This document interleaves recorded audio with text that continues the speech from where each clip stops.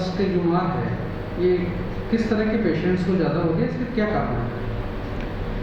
वर्तमान में जो म्यूकोरमाइकोसिस या जो ब्लैक फंगस है उसके केसेस काफ़ी बढ़े हैं। हालांकि वैसे ये कोई नया फंगस नहीं है, ऑलरेडी पहले से ही एनवायरनमेंट में मौजूद है। हाँ, जिन पेशेंट को रिसेंटली कोविड-19 इन्फेक्शन हुआ है या जो कोविड-19 इन्फेक्शन के से हॉस्पिटलाइज पेशेंट्स है या जिनमें स्टेरॉइड्स का यूजेस बहुत अत्यधिक मात्रा में हुआ है या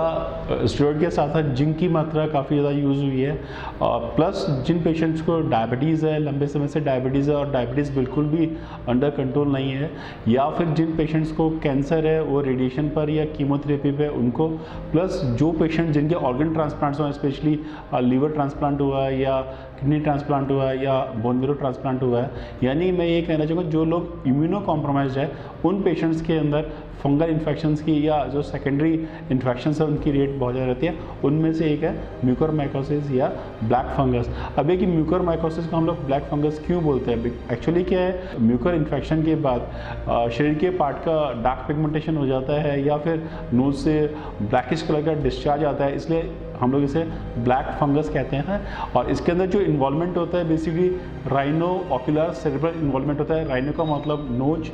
ऑक्यूलर का मतलब आँख और सेरेब्रम का मतलब ब्रेन। तो इसके जो स्पोर्स होते हैं, म्यूकर के जो स्पोर्स होते हैं, उनका जो पोर्टल ऑफ एंट्री है वो नाक के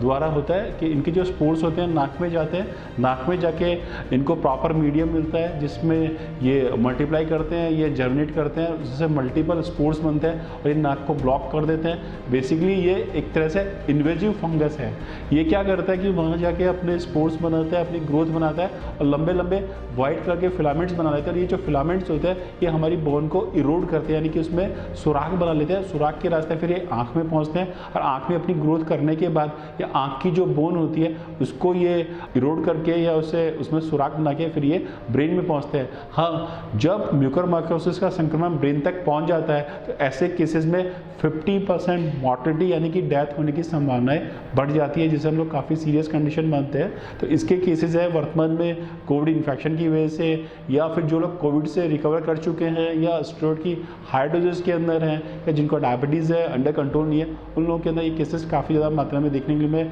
उसका जो मुख्य रीज़न है कि कोविड इन्फेक्शन की वजह से भी ब्लड शुगर के लेवल्स बढ़ जाते हैं, प्लस कोविड के दौरान जो हम लोग स्टेरॉइड्स का प्रयोग करते हैं उसकी वजह से भी ब्लड शुगर के लेवल्स में काफ़ी ज़्यादा उतार चढ़ाव होता है कि शुगर अब्रप्टली बहुत ज़्यादा बढ़ जाती है, अंडर कंट्रोल नहीं रहती है, जिसकी वजह से सेकेंडरी इन्फेक्शन की संक्रमण की या इन्फेक्शन की रेट बढ़ जाती है। तो उनमें से एक है ये फंगल इन्फेक्शन जिसे हम लोग कहते हैं ब्लैक फंगस या म्यूकोरमाइकोसिस। सर, जिनको कोविड नहीं हुआ है वो डायबिटिक पेशेंट ऐसे भी जिनको कोविड नहीं हुआ है,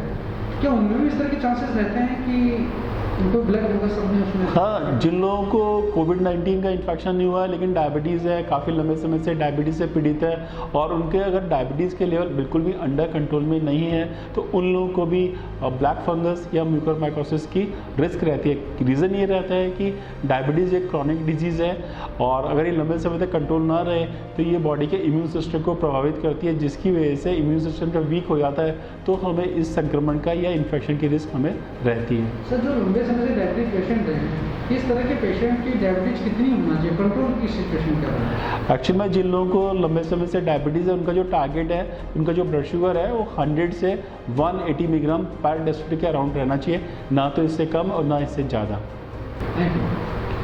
बनी park heart and EECP general hospital US FDA व अमेरिकन हार्ट एसोसिएशन द्वारा अनुमोदित राजस्थान का प्रथम अंतर्राष्ट्रीय मापदंडों के अनुसार हार्ट अटैक के मरीजों का बिना सर्जरी, बिना भर्ती किए EECP द्वारा अत्याधुनिक इलाज।